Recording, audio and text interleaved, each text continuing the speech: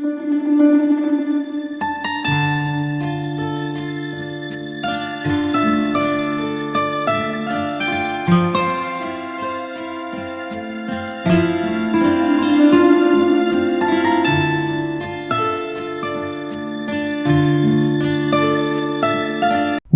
অ্যাস্ট্রোলজিয়ান live চ্যানেলে আমরা সবাইকে স্বাগত জানাই। আমি সৌমেন।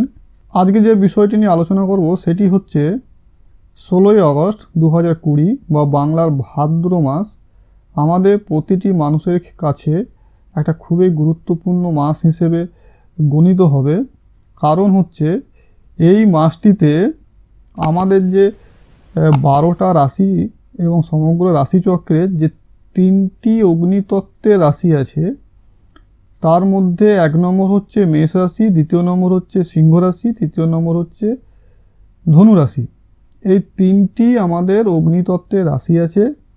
এই 3টি অগ্নিতত্ত্বের রাশির মালিক স্বগৃহে স্বক্ষেত্রী থাকছে এই ভাদ্র মাস। এবারে কেন আমাদের কাছে এত ইম্পর্টেন্ট সেই বিষয়ে বলতে গেলে কিছুটা আপনাদের বুঝিয়ে বলতে হয়। মেষ রাশি হচ্ছে অগ্নিতত্ত্ব এবং চর বা মুভেবল। মেষ রাশির অধিপতি হচ্ছে মঙ্গল। এটি একটি ধনাত্মক রাশি বা পজিটিভ সাইন। অপরদিকে মেষ রাশির সাপেক্ষে পঞ্চম রাশি বা 5th হাউস হচ্ছে আপনার সিংহ রাশি। সিংহ রাশির অধিপতি হচ্ছে রবি। এটি একটি পজিটিভ সাইন এবং এটি হচ্ছে অগ্নিতত্ত্বের স্থির রাশি। এবং ধনু রাশি হচ্ছে আমাদের জোডিয়াকের 9th হাউস এবং জোডিয়াকের যে 9th হাউস এর অধিপতি হচ্ছে বৃহস্পতি ধনু রাশির। এটি একটি পজিটিভ সাইন এবং এটি হচ্ছে অগ্নিতত্ত্বের ডুয়েল সাইন। অতএব অগ্নিতত্ত্বের আমরা মুভেবল, ফিক্সড এবং ডুয়েল এই 3টির যে আমাদের গুণবত্তা তার একটা সংমিশ্রণ আমরা এই সময়টাতে দেখতে পাবো। এবারে আমরা সবাই জানি সৃষ্টির মূলে তাপ এবং আগুনের অপরিসম কার্যকারিতা আছে, এটা আমরা সবাই জানি। তাপ বা আগুন আমাদের আহার আদি তৈরি করতেও কাজে লাগে এবং কিছু জ্বালিয়ে পুড়িয়ে ছাই করতেও কাজে লাগে। অতএব দেখতে হবে ফায়ার বা অগ্নিটা কিভাবে ব্যবহার হচ্ছে। তখন মেন কথা হচ্ছে জোডিয়াকের এই 3টি অগ্নি তত্ত্বের রাশি অ্যাক্টিভ হচ্ছে এবং প্রচণ্ড পরিমাণে অ্যাক্টিভ থাকবে এই মাসটা। এটি আমাদের সমগ্র রাশিচক্রের ক্ষেত্রে একটি পজিটিভ দিক। কারণ রবি বা সূর্যকে আমরা এই সমগ্র রাশিচক্রের মালিক বা রাজা হিসেবে চিনি এবং মঙ্গল হচ্ছে একজন সেনাপতি, একজন যোদ্ধা যে ফাইট করতে জানে, যার অপরিসীম ক্ষমতা। এবং 9th হাউসের লর্ড বৃহস্পতি বা ধনুরাশির অধিপতি বৃহস্পতি বা জুপিটার হচ্ছে দেবগুরু তথা সমগ্র রাশিচক্রের সুপরামর্শদাতা হিসেবে আমরা জ্যোতিষীর ভাষায় জানি। এবারে ভাদ্র মাসে জোডিয়াকের ফার্স্ট সাইন হচ্ছে মেষ রাশি। সেই মেষ রাশি অ্যাক্টিভ থাকছে এবং সেটা পজিটিভ থাকছে। আমরা লগ্ন হাউস বা ফার্স্ট হাউস থেকে নিজেকে বিচার করি, আমাদের মনোবলকে বিচার করি, আমাদের শারীরিক ক্ষমতাকে বিচার করি এবং আমাদের শারীরিক উন্নতিকে বিচার করি, শারীরিক অবস্থার উন্নতি বা শারীরিক ডেভেলপমেন্ট। 5th হাউস থেকে আমরা বুঝি যে কোনো ক্রিয়েটিভিটি ওয়ার্ক, আমাদের সন্তান, আমাদের পূর্বজন্মের কৃতকর্মের ফল এবং সন্তানের ডেভেলপমেন্ট। 9th হাউস থেকে বুঝি আমরা পিতা, ভাগ্য, ভাগ্যের সাপোর্ট কেমন পাবো, ভ্রমণ ইত্যাদি ইত্যাদি। তো সমগ্র রাশিচক্রে এই 3টি হাউস যখন অ্যাক্টিভ হচ্ছে তখন 1st, 5th এবং 9th এই 3টি তো অ্যাক্টিভ থাকছেই, যেটা এর আগে ছিল না। এবারে এর প্রভাব সমগ্র রাশিচক্রের উপর কী পড়তে যাচ্ছে সেই নিয়েই আলোচনাটা করব। তার আগে একটু বলে নিই ছোট্ট করে, আমি একটা Q&A সেশন চালু করেছি। এটির অর্থ হলো আপনাদের যদি আপনাদের ব্যক্তিগত চার্ট বা জন্মছক সম্বন্ধে কিছু জানার থাকে অথবা অ্যাস্ট্রোলজি বিষয়ে যদি কিছু জানার থাকে, আপনারা আমার যে কোনো ভিডিওতে কমেন্টে বক্সে গিয়ে কমেন্ট করবেন। আমি তার অ্যান্সার সপ্তাহের এন্ডে বা সানডে করে আপনাদের অ্যান্সার আমি দিয়ে দেবো। এটা আপনারা কমেন্ট করতে পারেন। এর আগেও আমি Q&A সেশনে একটা ভিডিও করেছি, চাইলে সেটা দেখতে পারেন। আমি আই বাটনের লিঙ্ক দিয়ে দেবো। যাকে ফিরে আসা যাক মূল আলোচনায়। তো 16ই আগস্ট ভাদ্র মাস আমার মতন সমগ্র জ্যোতিষীর এই কম্বিনেশনটার প্রতি একটা বিশাল আগ্রহ ছিল, প্রতীক্ষা ছিল। তো সেই দিন আসছে যে দিনে বৃহস্পতি, রবি এবং মঙ্গল এই তিনটি সৃষ্টিকারক প্ল্যানেট একে অপরের সাথে সামঞ্জস্য রেখে কাজ করবে, দেশ তথা সমাজের ডেভেলপমেন্ট করবে। এবং অগ্নি রাশির একটা ট্রায়াঙ্গেল তৈরি হচ্ছে, মেষ, সিংহ, ধনু। এই ট্রায়াঙ্গেলে অগ্নি রাশি যে কাজটা করবে সেটার গুরুত্বপূর্ণ সমগ্র রাশিচক্রের মধ্যে পড়বে বলছি। মেষ রাশি বা মেষ লগ্নের অধিপতি গ্রহ হচ্ছে মঙ্গল। সে ভাদ্র মাসে মেষ রাশিতে আসছে। মেষ রাশির জাতক বা জাতিকাদের মনোবল বৃদ্ধি, সাহস পরাক্রম বৃদ্ধি, এগুলি যেমন লক্ষ্য করা যাবে। সন্তানের ডেভেলপমেন্ট বিশেষভাবে লক্ষ্য করা যাবে, সন্তানের যোগ বিশেষভাবে লক্ষ্য করা যাবে, পিতার শারীরিক অবস্থার ডেভেলপমেন্ট লক্ষ্য করা যাবে, পিতার কাছ থেকে সাপোর্ট, গুরুর সাপোর্ট এবং গুরুর সান্নিধ্য লাভ, আধ্যাত্মিক চেতনার বিকাশ, এইগুলি লক্ষ্য করা যাবে মেষ রাশির ক্ষেত্রে। মেষ রাশির ক্ষেত্রে এই গোচর ফলটি অত্যন্ত শুভ। আমি যখন মাসিক রাশিফল নিয়ে আলোচনা করব সেই সময় আমি সমগ্র রাশিচক্রের এর প্রভাব কি পড়তে যাচ্ছে সেটা ডিটেলসে যাব। আজকে শুধু আমি এই গোচরটা কি প্রভাব পড়তে যাচ্ছে সেটা নিয়ে আলোচনা করছি। এরপর আসা যাক বৃষ রাশির ক্ষেত্রে। বৃষ রাশির ক্ষেত্রে 4th house, 8th house and 12th house activate হচ্ছে। 4th হাউসে রবি থাকছে, 8th হাউসে জুপিটার থাকছে এবং 12th হাউসে মঙ্গল থাকছে। বৃষ রাশির ক্ষেত্রে এই গোচরের প্রভাব খুব বেশি হবে না। মায়ের বা মাতার শারীরিক অবস্থার উন্নতি লক্ষ্য করা যাচ্ছে, বাহন ক্রয়ের যোগ লক্ষ্য করা যাচ্ছে এবং যদি কোর্ট কাছারি বা মামলা মোকদ্দমা চলে থাকে সেই ক্ষেত্রে পজিটিভ রেজাল্ট আপনারা এই সময়টা আশা করতে পারেন। এছাড়া খরচা কিছু বাড়তে পারে, এই বিষয়টা একটু সাবধান থাকবেন। রিসার্চ ওরিয়েন্টেড কিছু কাজ এই সময়টাতে হতে পারে। এছাড়া বিশেষ কিছু প্রভাব বৃষ রাশির উপর পড়বে না। এবারে আসা যায় মিথুন রাশির উপরে। মিথুন রাশির ক্ষেত্রে 3rd হাউস, 7th হাউস এবং 11th হাউস এই তিনটে হাউস অ্যাক্টিভেট হচ্ছে এবং মিথুন রাশির ক্ষেত্রে কমিউনিকেশন স্কিল বাড়বে, আপনাদের কমিউনিকেশন অনেক স্ট্রং হবে। আপনাদের অনলাইনের ক্ষেত্রে খুব বেশি আপনারা সাপোর্ট পাবেন। যারা অনলাইনে কাজ করেন অথবা অনলাইনে ক্রিয়েটিভিটির কাজ করেন তাদের ক্ষেত্রে খুব টাইমিংটা এই মাসটা খুব ভালো। দাম্পত্য জীবনে সুখ বৃদ্ধি পাবে এবং যারা ব্যবসায়ী, যারা ব্যবসা বাণিজ্য নিয়ে আসেন তাদের ক্ষেত্রে এই মাসটি খুবই ভালো, খুবই শুভ। এবং যারা পার্টনারশিপে ব্যবসা করেন তাদের ক্ষেত্রেও মাসটি খুব ভালো। আপনাদের যাবতীয় কাজে সাকসেস আপনারা এই সময়টাতে পাবেন। এই মাসটা মিথুন রাশির ক্ষেত্রে ভালো। এই গোচরটা মিথুন রাশির ক্ষেত্রে খুব ভালো ফল দেবে। এবার আসা যায় কর্কট রাশি বা কর্কট লগ্নের ক্ষেত্রে। কর্কট লগ্নের ক্ষেত্রে 2nd হাউসে রবি, 6th হাউসে জুপিটার এবং 10th হাউসে মঙ্গল। কর্কট রাশি বা কর্কট লগ্নের ক্ষেত্রে এই সময়টা বা এই মাসটা কাজের ক্ষেত্রে প্রচণ্ড পজিটিভ একটা ফল দিতে যাচ্ছে। কর্মজীবনে যারা চাকুরি করেন তাদের ক্ষেত্রে এই মাসটা খুবই ভালো, খুব শুভ। আপনারা কর্ম জায়গায় বা কর্ম পরিবেশ আপনাদের মনের মতন হবে এবং আপনাদের বস বা ঊর্ধ্বতন কর্তৃপক্ষের কাছ থেকে আমরা প্রশংসা পাবেন। আপনার নাম, যশ, খ্যাতি, প্রতিপত্তি এগুলো বৃদ্ধি পাবে। যদি কিছু প্রমোশন বা গ্রেডেশন পাওয়ার কথা থাকে এই মাসটির মধ্যে আপনারা পেতে পারেন।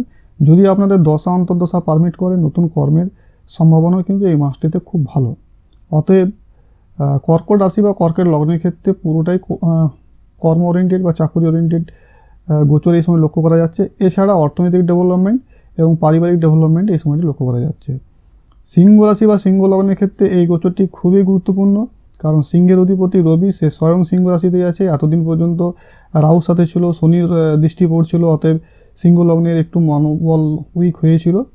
মানসিক বল বৃদ্ধি, মানসিক অবস্থার উন্নতি, আপনাদের অর্থনৈতিক অবস্থার উন্নতি এবং এর সাথে সাথে সন্তানের ডেভেলপমেন্ট, সন্তানের ক্ষেত্রে সন্তানের এডুকেশনের ডেভেলপমেন্ট, সন্তান হওয়ার যোগ, ভাগ্যের সাপোর্ট পাবেন। ভাগ্য আপনাদের টোটালি সাপোর্ট করবে এই সময়টাতে এবং পিতার শরীর স্বাস্থ্য ভালো থাকে, পিতার কাছ থেকে সাহায্য পাবেন, গুরুর কাছ থেকে সাহায্য পাবেন, গুরুর সান্নিধ্য লাভ পাবেন, শিক্ষাগুরু কাছ থেকে সাহায্য পাবেন। আপনাদের যে পেন্ডিং কাজগুলো ছিল সেই কাজগুলো এই সময়টাতে আপনারা করতে সক্ষম হবেন। এবং সবথেকে যেটা সিংহ লগ্নের বড় ব্যাপার সেটা হচ্ছে রবি এবং মঙ্গল। সিংহ লগ্নের সবথেকে ফেভারেবল প্ল্যানেট হচ্ছে মঙ্গল। রবি তো লগ্নপতি, সে সবসময় থাকবে, কিন্তু প্রচণ্ড সাপোর্টেবল প্ল্যানেট হচ্ছে মঙ্গল, যে এখন অর্থাৎ ভাদ্র মাসে নিজ রাশিতে ফুল পাওয়ারে থাকবে। সিংহ রাশি বা সিংহ লগ্নকে প্রচণ্ডভাবে সাপোর্ট করবে। এটা খুবই গুরুত্বপূর্ণ একটা বিষয়। এবার আসা যাক কন্যার ক্ষেত্রে। কন্যা রাশি বা কন্যা লগ্নের ক্ষেত্রে গোচরের প্রভাব সেরকমভাবে পড়বে না। 4th হাউস, 8th হাউস এবং 12th হাউস কন্যা রাশির ক্ষেত্রে সিগনিফাই করছে। অতএব এক্ষেত্রে মায়ের শরীর স্বাস্থ্যের ডেভেলপমেন্ট হবে। যদি বাড়ি মেরামতির কাজ করতে যান সেই কাজটা করতে পারবেন। যদি বাহন কিনতে যান সেই জায়গাটা যোগ শুভ, বাহন কেনার যোগ এই সময়টাতে শুভ। যদি আপনারা রিসার্চ ওরিয়েন্টেড কেউ কিছু কাজ করেন সেই জায়গাটাতে শুভ। যদি আপনাদের মধ্যে কেউ বিদেশে বা দেশের বাইরে থাকেন সেই জায়গাটাতে, তাহলে তার ডেভেলপমেন্ট লক্ষ্য করা যাচ্ছে। এছাড়া বিশেষ কিছু প্রভাব এই সময়টাতে কন্যা রাশির মধ্যে পড়বে না। তুলা রাশির ক্ষেত্রে 3rd house, 7th house, 11th হাউসের একটা বিশাল কম্বিনেশন তৈরি হচ্ছে। কমিউনিকেশন বাড়বে এই সময়টাতে। অনলাইনের মাধ্যমে যারা ব্যবসা করছেন তাদের ক্ষেত্রে ডেভেলপমেন্ট, যারা ব্যবসায়ী বা যারা পার্টনারশিপ ব্যবসা করছেন তাদের ক্ষেত্রে মাসটি শুভ, ব্যবসার ক্ষেত্রে মাসটি অত্যন্ত শুভ। এবং আপনার তুলা রাশির যে সব কাজগুলো পেন্ডিং পড়েছিল সেই কাজগুলো এই মাসটাতে আস্তে আস্তে সাকসেস হবে। এবং আপনি যে হতাশ হয়ে পড়েছিলেন সেই মানসিক বল, সেই সাহস, পরাক্রম আপনার মধ্যেই এই মাসটিতে লক্ষ্য করা যাবে। এই মাসটি তুলা রাশির ক্ষেত্রে ভালো শুভ যাবে এবং এই গোচরটি তুলা রাশির ক্ষেত্রে খুব কাজের দেবে। এবার আসা যায় বৃশ্চিক রাশি বা বৃশ্চিক লগ্নে। বৃশ্চিক রাশি বা বৃশ্চিক লগ্নের ক্ষেত্রে একটি কথা যদি বলতে যাই তাহলে এটা কর্ম ওরিয়েন্টেড গোচর বা ট্রানজিট। এই ট্রানজিট আপনাকে কর্ম ওরিয়েন্টেড বিষয়ে বা কাজের বিষয়ে প্রচণ্ড সহযোগিতা করবে। আপনার অর্থনৈতিক ডেভেলপমেন্ট হবে, পারিবারিক সমস্যা মিটবে এবং আপনি কাজের জায়গায় সুনাম অর্জন করতে পারবেন এবং কর্মে আপনার খ্যাতি, যশ, প্রতিপত্তি এগুলো লক্ষ্য করা যাচ্ছে। যদি আপনার দশা অন্তর্দশা পারমিট করে তো নতুন কাজ পাওয়ারও যোগ এই সময়ে লক্ষ্য করা যাচ্ছে। এবারে আসা যাক ধনু রাশি বা ধনু লগ্ন। ধনু রাশি বা ধনু লগ্নের ক্ষেত্রে ধনু রাশির অধিপতি বৃহস্পতি স্বয়ং রাশিতে, যদিও বক্রী তাও ভালো। মঙ্গল আছে মেষ রাশিতে পঞ্চমপতি এবং নবমপতি রবি যে আছে আপনার সিংহ রাশিতে। পিতার কাছ থেকে প্রচণ্ড পরিমাণে সাপোর্ট পাবেন, শিক্ষাগুরু এবং গুরুর কাছ থেকে গুরুর সান্নিধ্য পাবেন এবং তাদের কাছ থেকে সাহায্য পাবেন। ভাগ্য আপনার টোটাল সাপোর্টে থাকবে। সন্তানের ডেভেলপমেন্ট, সন্তান হবার যোগ, সন্তানের পড়াশোনায় উন্নতি, এই সব বিষয়গুলো লক্ষ্য করা যাচ্ছে। ধনু রাশির ক্ষেত্রে এই গোচরটি খুবই পজিটিভ এবং খুবই শুভ। মকর রাশির ক্ষেত্রে এই গোচরটি খুব একটা সাপোর্টেবল হবে না। মকর রাশির ক্ষেত্রে যেটা মেনলি হবে আপনার বাড়ির পারিপার্শ্বিক অবস্থা ডেভেলপমেন্ট হবে। যদি আপনি গৃহ নির্মাণ করতে চান বা যদি গৃহ কিনতে চান সেক্ষেত্রে আপনার সাপোর্টেবল হবে এবং যদি গৃহ মেরামতি করতে চান সেই জায়গাটা তো সাপোর্টেবল করবে। খরচ কিছু বাড়বে মকর রাশির ক্ষেত্রে। যারা রিসার্চ ওরিয়েন্টেড কাজ করছেন বা যারা আপনার গুপ্তবিদ্যা অধ্যয়ন করতে চান তাদের ক্ষেত্রে এই জায়গাটা সাপোর্টেবল করবে। এছাড়া বিশেষ কিছু সহযোগিতা পাবেন না। কুম্ভ রাশির ক্ষেত্রে গোচরটি খুবই ভালো। বিশেষ করে কুম্ভ রাশির যেসব জাতক বা জাতিকারা অনলাইনে ব্যবসা করেন অথবা যারা ব্যবসায়ী তাদের ক্ষেত্রে এই মাসটি খুবই ভালো। মেনলি বিজনেসে ফোকাস এই মাসটাতে, বিজনেসে সাপোর্টেবল হবে। এবং কুম্ভ রাশির ক্ষেত্রে যেসব কাজগুলো পেন্ডিং পড়েছিল সেই সব কাজগুলো এই মাসে হবে। আপনাদের বন্ধু ভাগ্য এই মাসটিতে শুভ। আপনাদের ব্যক্তিগত জীবন অথবা আপনাদের দাম্পত্য জীবন এই মাসটিতে ভালো যাবে। এবার আসা যায় মীন রাশির ক্ষেত্রে। মীন রাশির ক্ষেত্রে এই যোগটা বা এই গোচরটা হচ্ছে টোটালটাই কর্ম ওরিয়েন্টেড। এই মাসে কাজের ক্ষেত্রে আপনি সুনাম পাবেন, কাজের ক্ষেত্রে যশ, প্রতিপত্তি, খ্যাতি এগুলি পাবেন। যদি দশা অন্তর্দশা সাপোর্ট করে তো সেই ক্ষেত্রে আমাদের নতুন কর্মপ্রাপ্তির যোগ এই মাসটির লক্ষ্য করা যাচ্ছে। এছাড়া কিছু শারীরিক অসুবিধা এই মাসটাতে লক্ষ্য করতে পারেন বা খেয়াল করতে পারেন, কিন্তু সেই জায়গা থেকে আপনারা মুক্ত হতে পারবেন। অতএব রোগ মুক্তির জায়গাটাও এই মাসটিতে লক্ষ্য করা যাচ্ছে। এবং আপনাদের ক্ষেত্রে কর্মজীবনের উপর এই গোচরটি টোটালটাই প্রভাব বিস্তার করবে। এটা গেল 12টা রাশি এবং 12টা লগ্নের যে কি প্রভাব বিস্তার করতে যাচ্ছে এই গোচরটি সেটির উপরে। কারণ মঙ্গলের গোচর হচ্ছে, রবির গোচর হচ্ছে, বৃহস্পতি তো অলরেডি ধনু রাশিতে আছেই। আমি যখন মাসিক রাশিফল আলোচনা করব তখন সমগ্র রাশিচক্রে একটা রাশি ধরে ডিটেলস আলোচনা করব। এটা জাস্ট গোচর ফল। তবে একটা কথা বলতে পারি যে এই 3টে অগ্নি তত্ত্বের রাশি যে অ্যাক্টিভ হচ্ছে এটা সমগ্র রাশিচক্রের মধ্যে একটা পজিটিভ দিক লক্ষ্য করা যাচ্ছে এবং পজিটিভ প্রভাব ফেলবে, তথা সমগ্র দেশ এবং সমগ্র রাজ্যের উপর এর একটি পজিটিভ প্রভাব পড়বে। এক্ষেত্রে প্রশাসন এবং সরকার অনেক বেশি হেল্পফুল হবেন এবং অনেক বেশি অ্যাক্টিভ হবেন এবং তাদের কাছ থেকে আমরা অনেক বেশি সাহায্য পাবো, এ বিষয়ে কোনো সন্দেহ নেই। এবং তাদের পরিকল্পনাগুলো খুব ভালো নেবে, যেগুলো জনকল্যাণমুখী যেসব জিনিসগুলো সেগুলো আমরা দেখতে পাবো। অতএব ভাদ্র মাস এর যে গ্রহগত কম্বিনেশন সেটি খুবই শুভ হতে যাচ্ছে। তবে 3টে অগ্নিতত্ত্বের রাশি যখন অ্যাক্টিভ হয় তখন সাধারণত মানুষের মনের মধ্যে সাহস, পরাক্রম এবং মেজাজ এইগুলো একটু উগ্র হতে থাকে। এই বিষয়টাতে একটু খেয়াল রাখতে হবে, উগ্রতা যাতে না আসে। এনার্জি থাকবে, সেই এনার্জিকে সঠিকভাবে কাজে লাগাতে হবে। সঠিকভাবে এনার্জিকে যদি কাজে লাগানো যায় তাহলেই আমরা কিছু জিনিস ক্রিয়েট করতে পারি। সবাই ভালো থাকবেন, সুস্থ থাকবেন। চ্যানেলটিকে অতি অবশ্যই সাবস্ক্রাইব করবেন। যদি অ্যাস্ট্রোলজি বিষয়ে আরও কিছু জানার থাকে আমাকে অবশ্যই কমেন্ট করবেন। আমি নেক্সট টাইমে সেই ভিডিও অবশ্যই নিয়ে আসবো। নমস্কার।